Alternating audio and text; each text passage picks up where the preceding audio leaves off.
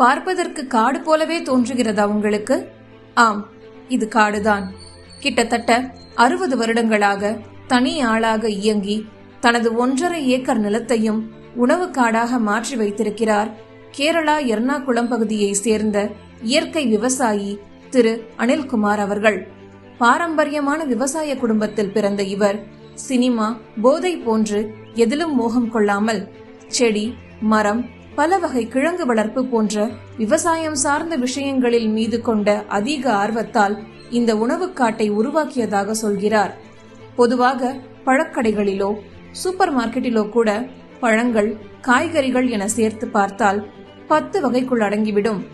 ஆனால் இந்த உணவுக்காட்டில் 100க்கும் மேற்பட்ட வாழை வகைகள், 300க்கும் மேற்பட்ட கிழங்கு வகைகள், மேலும் பல்வேறு வகையான சப்போட்டா, மஞ்சள், சேப்பங்கிழங்கு, அன்னாசி பழம், மிளகு, இப்படி சொல்வதற்கே நமக்கு மூச்சு வாங்கும் நிலையில் அனில்குமார் அனைத்து வகையையும் தேடி பிடித்து தனது உணவுக்காட்டில் நட்டு வைத்திருக்கிறார். உழைத்த களைப்பை போக்க ஊர் ஊராக சுற்றுலா செல்லும் இந்த காலத்தில் அரிய வகை செடிகளை தேடி அசாம், கோவா போன்று இந்தியா முழுக்க சுற்றி திரிந்து இந்த அரிய வகை செடிகளை சேகரித்துள்ளார் அனில்குமார். மேலும் America, Brazil, Taiwan, Thailand, Sri Lanka போன்ற வெளிநாடுகளில் இருக்கும் தனது நண்பர்களிடம் அந்தந்த நாட்டின் சிறப்பான செடிகளை வாங்கி வரச் செய்து தனது உணவுக்காட்டை மேலும் மெருகேற்றி இருக்கிறார். உணவுக்காடு முழுவதும் உள்ள ஒவ்வொரு செடியின் பெயரையும் தவறாமல் நினைவிலும் வைத்திருக்கிறார். இது அவரின் விவசாயத்தின் மீதான காதலை காட்டுகிறது. இவ்வாறு பல்வேறு நாடுகளிலிருந்து பெற்ற அரிய வகை செடிகளை வளர்க்க விரும்புபவர்களுக்கு நடவு முறை, பராமரிப்பு, அறுவடை என ஆரம்பம் முதல் முடிவு வரை அனைத்தையும் சொல்லிக் கொடுத்து விதைகளையும் இலவசமாக வழங்கி வருகிறார். ஒரு மணி பிளான்ட் கூட வளர்க்க தனி கவனம் தேவைப்படும் நிலையில் இங்கு 500க்கும் மேற்பட்ட செடிகள், மரங்கள், கொடிகள், கிழங்கு வகைகள் என இவை அனைத்தையும் தனித்தனியாக கவனித்து உயிரோடு வைத்திருப்பது மிகப்பெரிய சவாலாக இருக்கிறது. இதன் பராமரிப்பு முறைகளை பற்றி கேட்டபோது அவர் அளித்த பதில் மிகவும் ஆச்சரியம் அளித்தது. 1 கிலோ ஆப்பிள் விலை 300ஐ தாண்டும் நிலையில் இந்த உணவுக்காட்டில் கிடைக்கும் உற்பத்திகளை எப்படி சந்தைப்படுத்துகிறார்? ஒவ்வொரு பயிருக்கும் வேறு அறுவடை காலம் இருப்பதால் அதை எப்படி நிர்வகிக்கிறார் என்ற கேள்விகளுக்கு அவர் அளித்த பதில் மிகவும் வியப்பூட்டியது. சிறு வயதில் செடி வளர்வதைக் கண்டு ஆச்சரியப்பட்ட இவர் இன்று உணவுக்காட்டையே அமைத்திருந்தாலும் இன்றும் ஓர் 5 வயது குழந்தையைப் போல செடி வளர்வதை பார்த்து மகிழ்ச்சி அடைகிறார். இன்று சமூக வலைதளத்தில் இருப்பதே சமூக சேவை என்று நினைக்கும் இளைஞர்களை உண்மையான சமூக பணியான இயற்கை விவசாயம் நோக்கி வர முன்னோடியாக விளங்குகிறார் விவசாயி அனில்குமார். എനിക്കൊരു ഫാഷൻ ഇരുന്നത് എല്ലാവർക്കും ഓരോ ഫാഷൻ ഇരിക്കില്ലേ, ഫാഷൻ ഓരോ ക്രേസ് இருக்குது. ചിലർ സിനിമയ്ക്ക് പോകുന്നത്, ചിലർ ടൂർ പോകുന്നത്, ചിലർ ജോലിயாக சுற்றுறது, தண்ணி போடுறது, பீடி குடிக்கிறது, எல்லாமே ஒருத்தர் ஒரு ஃபேஷன் இருக்குது. எங்கிட்ட வந்த ஒரு ஃபேஷன் தான் இந்த பல வகையான செடிகள் பார்த்து அதை கொண்டு வந்து வீட்டுக்கு வச்சது ஒரு ஃபேஷனாக பறிச்சு. அவ்வளோதான். ஜோலிக்கு வீக்கெண்டில், ஆஃப் டேஸில் எல்லாம் சமயத்தில் வந்து இதெல்லாம் பண்ணி வச்சிருக்குது. பெனிஃபிட் ഒന്നുമില്ല. ഇത് ഒരു ചെടിയെ பார்த்து நட்டு வச்சிருக்குമ്പോൾ அது வளருது, பூவாடுது, பழம் ஃப்ரூட்டாகுது, பார்த்து ரொம்ப சந்தோஷமாக இருக்குது. சின்ன வயசுலேயே இருந்தது. நம்ம வந்து செடிகளை பார்த்து எடுத்து வச்சிருக்குது. சின்ன வயசுலேயே ஒரு பேஷன் இருந்தது. ஆனால் ஸ்கூல் போக முடியுமோ இல்லை வருமானம் ஒன்றும் கொஞ்சம் தான் வச்சிருந்தது, சின்னதாக வச்சிருந்தது. அப்புறம் ஜோலி ஆயிடுச்சுன்னா அப்புறம் சம்பளத்துக்கு ஒரு மீதி வச்சு இதெல்லாம் കൂടുതൽ கலெக்ட் பண்ணி வரதுக்கு ஒரு டைம் கண்டுடுத்தாச்சு. ஸ்கூல் டைமில் நான் இங்கே இல்லை இருந்தது, முன்னாடி வேறு ஊருக்கு இருந்தது. அங்கே ஸ்தலம் இருக்குது. ஸ்கூல் டைமில் விவசாயம், அங்கே அப்பா அம்மா எல்லாம் விவசாயிங்க, அங்கே விவசாயம் பண்ணிட்டு இருந்தேன். அந்த இடத்துலாம் ஸ்டார்ட் பண்ணியாச்சு. அப்புறம் நான் இங்கே வந்து ஜோலி ஆயிடுச்சு. அப்புறம் வந்து நாட்டில் வந்து இடம் வாங்கி புதுசாக போட்டிருக்காரு. இங்கே வந்துட்டு ஒரு 25 இயர்ஸ் ஆயிடுச்சு. இங்கே சின்ன வயசுலேயே தொடங்கிடுச்சு, அது வேறு இடத்துல தொடங்கிடுச்சு. அப்புறம் அங்கே இப்படி இருக்குது. ஆனால் இங்கே 25 வருஷம் ஆயிடுச்சு. இங்கே எல்லாம் ரெடி பண்ணி விடுறது. ஆரம்பிக்கும் போது வந்து இடம் இந்த காலியாக இருந்தது. அதுக்கப்புறமா கொஞ்சம் ரப்பர் ஜாதி அதாவது போட்டிருக்கு. கேப்பில் வந்து ஃப்ரூட்ஸ் பிளான்ட் வச்சது. இப்போ ரப்பர் மெச்சூர் ஆகி கட் பண்ணி அப்புறம் இடம் காலி ஆகிடுச்சு. அங்கே டியூபர்ஸ் கொஞ்சம் கொஞ்சம் அவரோட இருந்தது. அதனால ரெடி பண்ணி அங்கே எல்லாமே ஒரு സ്ഥലത്ത് வச்சது வந்து ஒரு 10 years ஆயிடுச்சு. முன்னாடி சோஷியல் மீடியாஸ் வாட்ஸ்அப்பு வந்த காலகட்டத்தில் வந்தால் കൂടുതൽ கால் பண்ணியிருக்குது. முன்னாடி எங்கிட்ட கொஞ்சம் இருந்தது. അപ്പം വാട്സപ്പ് വന്നപ്പോൾ അത് ഗ്രൂപ്പ് വന്ന് ആ ഗ്രൂപ്പിൽ ഒരു കിഴങ്ങുകളുടെ ഒരു ഗ്രൂപ്പ് இருக்குது, ஃப்ரூட்ஸுள்ள ഗ്രൂപ്പ് இருக்குது, மெடிசன் பிளான்ட்ஸ் ഗ്രൂപ്പ് இருக்குது. எல்லாமே ஓரோ தனித்தனியாக ஒரு ഗ്രൂപ്പ് இருக்குது. அந்த ഗ്രൂப்பிலெல்லாம் நான் மெம்பராக இருக்கேன். எங்கிட்ட கொஞ்சம் இருக்குது, முன்ன வேற ஆள்கிட்ட கொஞ்சம் இருக்குது. அப்புறம் ஷேர் பண்ணி பின்ன சேர்ந்து தயார் பண்ணி ஆரம்பிச்சாச்சு. അങ്ങനെ ഇവിടെ ആച്ച്. ഇപ്പോൾ ഒരു കിഴങ്ങ് ഭഗവാൻ ഒരു 300க்கும் மேல் வெரைட்டி வச்சுருக்குது. ஃப்ரூட்ஸ் வந்து 300-400க்கும் மேலே வெரைட்டி வச்சுருக்குது. இது என்னோட இடம் வந்து இந்த இடம் ஒரு 1.5 ஏக்கர் സ്ഥலம் இருக்குது.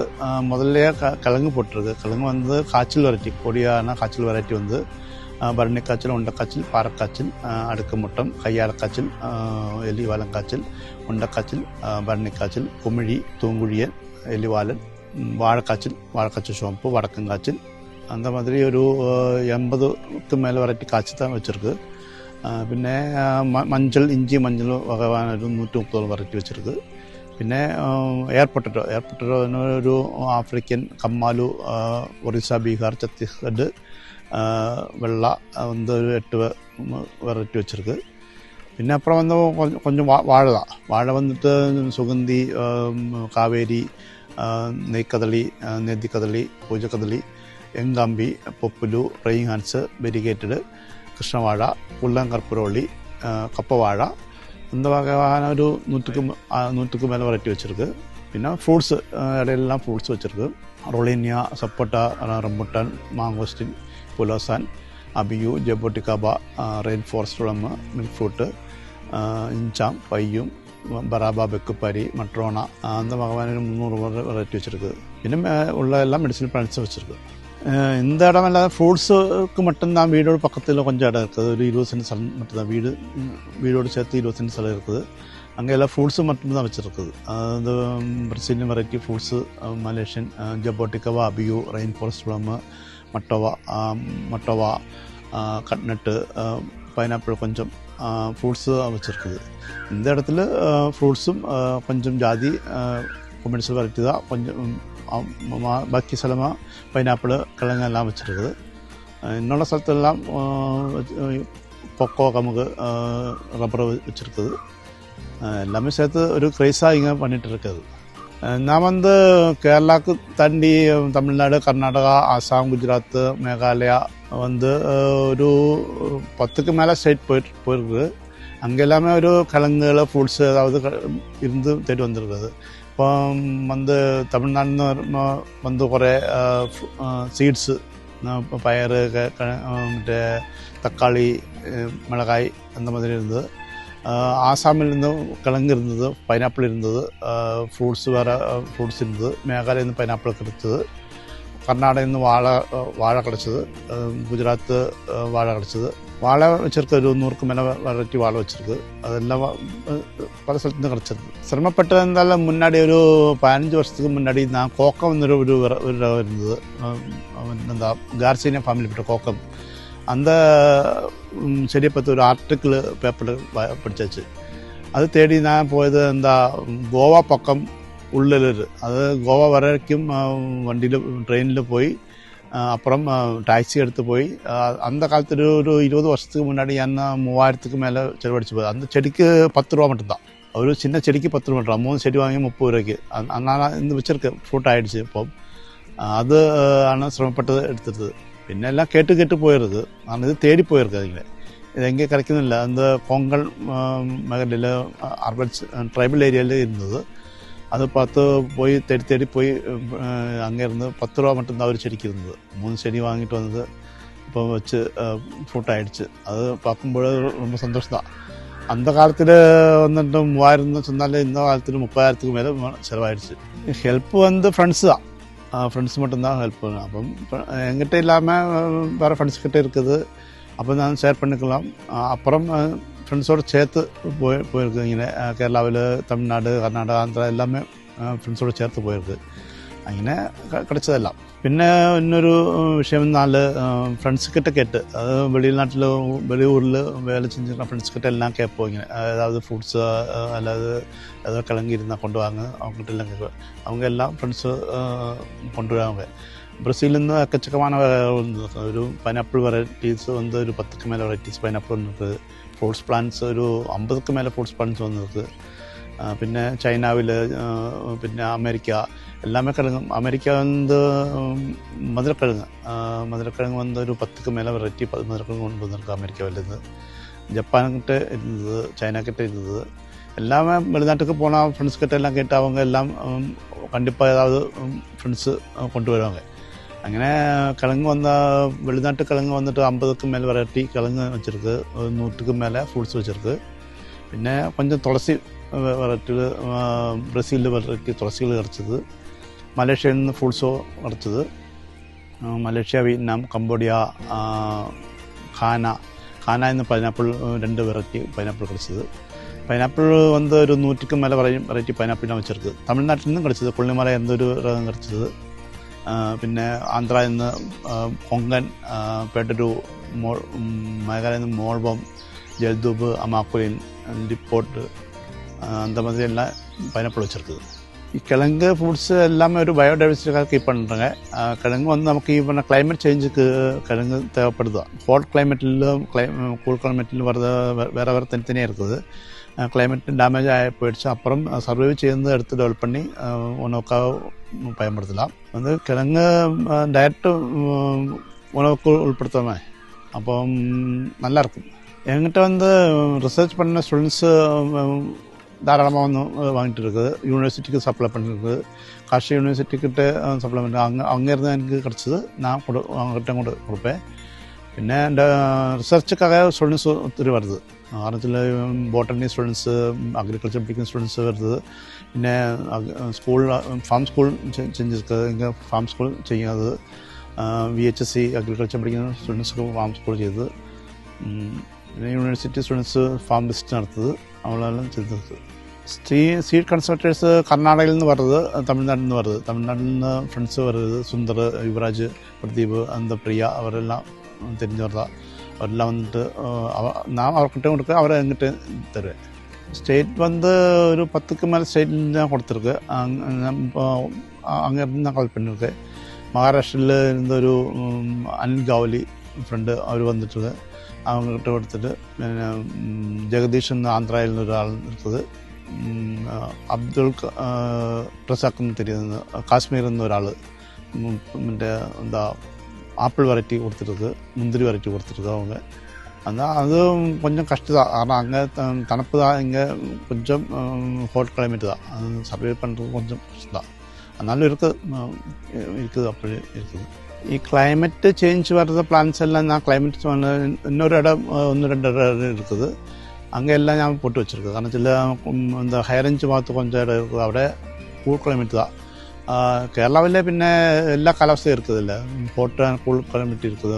மூணார் கந்தண்டு பக்கம் வந்து கூல் கிளைமேட், அதுக்கு பக்கம் தான் കുറച്ചും இடம் இருக்குது. அங்கே வச்சுருக்கு.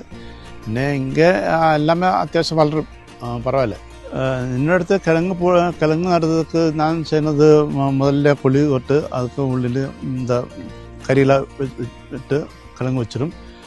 கொஞ்சம் மண் போட்டு அப்புறம் மேலே சாணி அதுலேயும் சைரி சோறு, சாணி, கோழி வளம் அதாவது போட்டு പിന്നെ கொஞ்சம் கறியிலிடும். அப்புறம் மண் போட்டு வச்சிருக்கும்.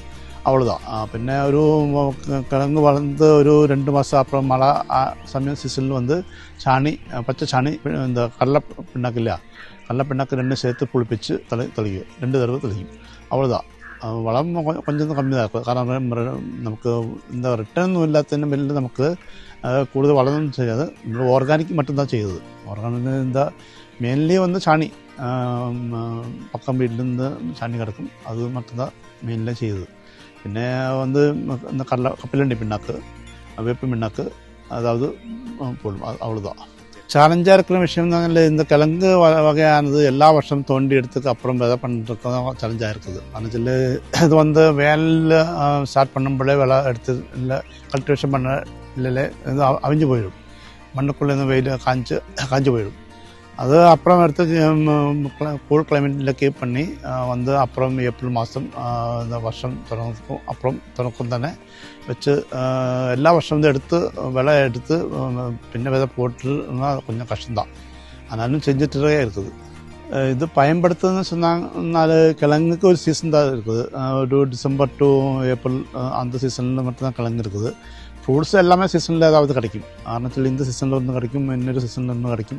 எல்லா சீசனில் எப்பொழுதும் வாழை வந்து எப்பொழுதும் தான் வாழை இருக்கும். மറ്റുள்ள ஃப்ரூட்ஸ் தான் ஏதாவது சமயத்தில் ஏதாவது ஃப்ரூட்ஸ் இருக்கும். கிழங்கு இந்த டைம் தான், வெஜிடபிள்ஸும் ஒரு டைம் தான் மட்டும்தான் இருக்குது. அந்த டைமில் விவசாயம் பண்ணி எடுத்துக்கும். அப்புறம் ஓணம் விஷு அந்த டைமில் எல்லாம் வெஜிடபிள்ஸ் கிடைக்கும். வாழை எப்பொழுதும் தான் இருக்குது, வாழைப்பழம் எப்பொழுதும் தான் இருக்குது. ஆனால் எப்பொழுதும் வாழை வருது, பைனாப்பிள் எப்பொழுதும் தான் வருது. மറ്റുள்ள ஃப்ரூட்ஸு அதாவது சீசனில் கிடைக்கும். பின்ன வந்து நம்மளது இடத்துல எல்லாம் வச்சுருக்க ரகம் நமக்கு உணவுக்கு உட்படும் பார்க்கறதுக்கு ரொம்ப சந்தோஷமாக இருக்கும். மக்கள் கிட்ட கொடுக்கலாம். பின்ன ஃப்ரூட்ஸு வந்து காலகாலங்களில் வெரைட்டி ஃப்ரூட்ஸ் கிடைக்கும். இதுக்கெல்லாமே செலவு இருக்குது. நாம் வேலை செஞ்சுருக்கு. அப்புறம் மாத சம்பளத்துக்கு ஏதாவது ஒரு அமௌண்ட்டை மாற்றி வச்சு இதெல்லாம் வச்சுருக்குது. கொமர்ஷியல் நான் ஒன்றும் பண்ண மாட்டேன். கொமர்ஷியல் பண்ண மாட்டேன், சேல்ஸும் செய்ய மாட்டேன். கொமர்ஷியல் வெரைட்டிக்காக கொஞ்சம் இடம் வேறு இருக்குது. கொஞ்சம் கமுகு, கொக்கோ, ஜாதி எல்லாமே வேறு இருக்குது. ஒரு 2-3 இடம் எங்கிட்ட இருக்குது. ஆனால் 1-2 இடம் வீடோடு பக்கம் சேர்ந்து இந்த ஃபார்மும் இப்படியே வச்சுருக்குது. அந்த சில வெரைட்டிக்காக வச்சுருக்குது. இதில் உள்ள கொஞ்சம் ஜாதி இருக்குது, சைடுக்கு கொஞ்சம் ஜாதி இருக்குது. ஆனாலும் பாக்கி ഭൂരിഭാഗം வந்து ഫ്രൂട്ട്സും കിഴങ്ങ് தான். அது இங்கே எடுத்து மக்கள்கிட்ட ஆறாவது கெட்டால் கொடுக்கும், அவ்வளோதான். இது கிழங்கு வந்து நமக்கு கீப் பண்ணணும். ஆனால் சில ஏதாவது சமயத்தில் உணவுக்கு முடியுமில்லை, அவ்வளோதான் கிழங்கு பார்த்து வச்சுருக்குது. விவசாயம் வந்தால் விவசாயி இல்லாமல் உலகமே இருக்காது. ஆனால் விவசாயம் இன்னைக்கு விவசாயம் நான் செய்ய மாட்டேன்னு சொன்னாங்க, நாளைக்கு மனிதன் இருக்காது. மனிதன்லாம் லோகமே இருக்காது. ஆனால் எல்லா ஜீவனுள்ள வஸ்துக்களும் ஏதாவது சாப்பிடலாம் இல்லையா, அதுக்கு விவசாயி இருந்தால் மட்டும். இந்த கால அளவில் வந்து கொஞ்சம் ஆளுகள் வந்து விவசாயம் அக்ரி ஒரு பிஸ்னஸாக செஞ்சுட்டு இருக்காங்க. அது மட்டி ஒரு ட்ரெடிஷ்னலாக கொஞ்சம் செஞ்சால் பரவாயில்ல. ஆனால் சில மண்ணுக்கு தேசத்துக்கும் எல்லாம் நல்லாயிருக்கும். மண்ணை சம்ரட்சிப்போம், அப்படியே செஞ்சால் பரவாயில்ல.